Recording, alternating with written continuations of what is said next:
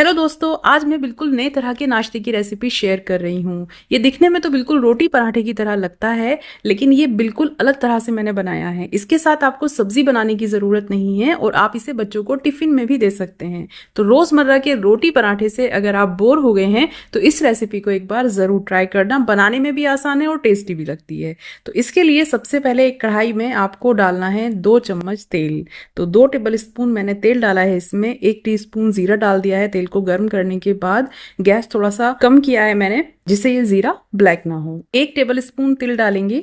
सफेद तिल ये मैंने लिए हैं। दोनों को हमें यहाँ रोस्ट करना है, लेकिन यहाँ इनको ज्यादा रोस्ट नहीं करेंगे। कलर मतलब इनका ज्यादा डार्क नहीं करना है हमें, बस यहाँ हल्का सा आप मिला देना और इस तरह से। फिर इसमें डाल देना आप 1 टीस्पून बारीक कटा हुआ लहसुन, 2-3 हरी मिर्च बारीक कटी हुई। अब यहाँ इनको अच्छी तरह से मिलाना। ये देखिए, मैं इनको यहाँ अच्छी तरह से पका रही हूँ, भून रही हूँ। अब इसके बाद आपको डालना है इसमें पानी। तो यहाँ पर देखिएगा, सेम बोल से ही हमें सारी चीज़ें ऐड करनी है। 1 बोल मैंने इसमें पानी ऐड किया है और इसी बोल से मैं इसमें आलू ऐड कर रही हूँ। तो यहाँ पर मैं 2 बोल आलू ऐड कर रही हूँ, ग्रेट किए हुए, कद्दूकस किए हुए। तो आलू को ग्रेट करने के बाद आपको अच्छी तरह से धोना है। 3-4 पानी आलू के जरूर निकालने हैं। उसके बाद आपको इस पानी में आलू ऐड करने हैं। 1 टीस्पून डालेंगे कुटी हुई लाल मिर्च इसमें, 1/2 teaspoon chaat masala, oregano 1/2 teaspoon डालेंगे और इसी के साथ पेरी पेरी मसाला भी हम इसमें 1/2 टीस्पून डाल देंगे। पेरी पेरी मसाला और ओरिगेनो ऑप्शनल है, अगर ये नहीं है तो इसके बिना भी आप इसको बना सकते हैं। सिर्फ चाट मसाले से भी ये नाश्ता हमारा परफेक्ट बन जाता है। हरा धनिया मैंने डाल दिया है इसमें 1 हैंडफुल और नमक डाल दिया है मैंने इसमें टेस्ट के अकॉर्डिंग। अब यहाँ इन चीजों को अच्छी तरह से आपको पहले तो मिलाना है और मिलाने के बाद इसको हमें पकाना है तकरीबन 2 मिनट के लिए ढककर। तो आलू क्योंकि बहुत छोटे छोटे से पीस हमने बनाए हैं, ग्रेट किया है, तो इसको गलने में तो ज़्यादा टाइम नहीं लगता है, जल्दी गल जाते हैं। तो ढककर आप इसे हाई फ्लेम पर सिर्फ 2 मिनट के लिए पका लेना। तो ये बहुत ही इंस्टेंट नाश्ता बनता है और बनाने में भी बहुत आसान है। ये देखिएगा, मैंने इसको पका लिया है। इस टाइम पर देखिएगा, सबसे पहले हम गैस की फ्लेम कम कर देंगे और इसके बाद इसमें हम डालेंगे सूजी। यहाँ पर देखिएगा, सेम बोल से ही मैं सूजी ऐड कर रही हूँ और इसमें मैं 1/2 बोल सूजी ऐड कर रही हूँ। जो जो चीजें मैंने ली हैं उनको आप ध्यान से देखना, कोई चीज कम ज्यादा नहीं होनी चाहिए, क्योंकि इसे हमें बिल्कुल डो की तरह से बनाना है। तो पानी अगर आप ज्यादा कर देंगे तो फिर आपके लिए ही मुश्किल होगी, फिर आपका डो अच्छी तरह से नहीं बनेगा।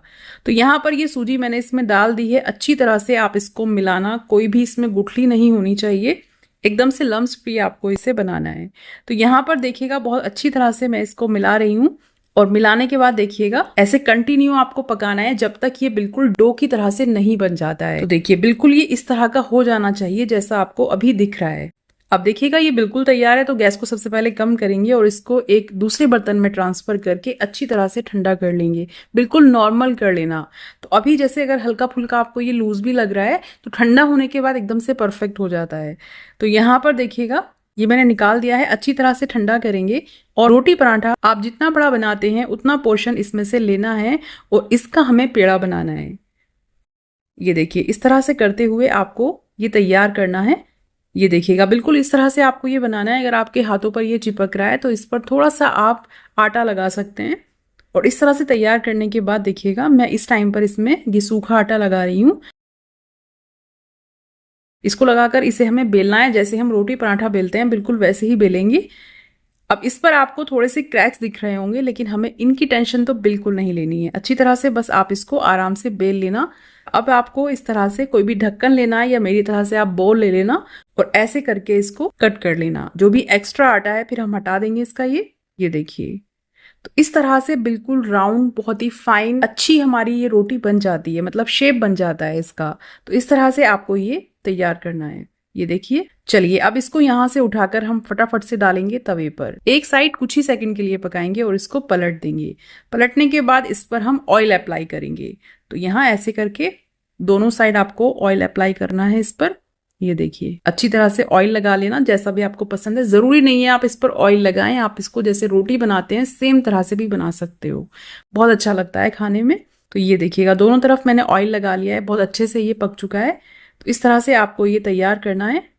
और ये देखिएगा, ये हमारा हल्का फुल्का, बहुत ही नरम मुलायम सा नाश्ता बन रहा है, बिल्कुल परफेक्ट तरीके से। बस फटाफट से इनको हम निकालते जाएंगे। इस तरह से आपको ये तैयार करना है। देखा है आपने, कोई आपको आटा लगाने की ज़रूरत नहीं है, कोई एक्स्ट्रा मेहनत नहीं लगती है इसमें, जल्दी बन जाता है, सब लोगों को बहुत पसंद आता है। मैंने तो अपने घर पर इसको बनाकर खिलाया, सबको बहुत ज़्यादा ये पसंद आया। तो इस तरह से आप बनाना, बहुत ही सॉफ्ट सॉफ्ट, बहुत ही नरम बनता है।